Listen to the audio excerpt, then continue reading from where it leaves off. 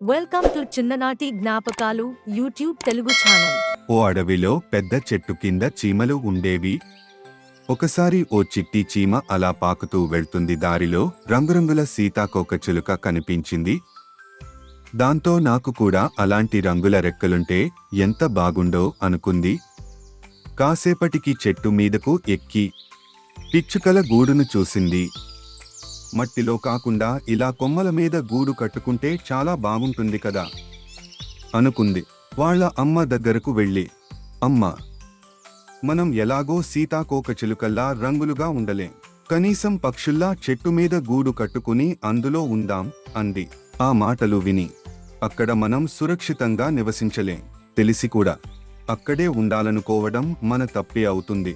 ఇంకో విషయం, రంగు రూపం విషయాల్లో ఇతరులతో పోల్చుకోకూడదు అని చెప్పింది తల్లి చీమ. ఇంతలోనే జోరున వర్షం కురిసింది. ఈ వానకు చాలా జీవులు చనిపోయాయి. మేము ఎలాగోలా తట్టుకుని బయటపడ్డాం. మీలా చీమలమైనా బాగుండు, భూమి లోపల పుట్టలో సురక్షితంగా ఉండేవాళ్లం చీమలతో అంది సీతాకోకచిలుక. చీమ ఏదో ఆలోచించుకుంటూ చెట్టు మీదకు వెళ్లి పిచ్చుకల కోసం వెతికింది. కాని ఆ కొమ్మ విరిగిపోయి గూడు కూడా కింద పడిపోయింది.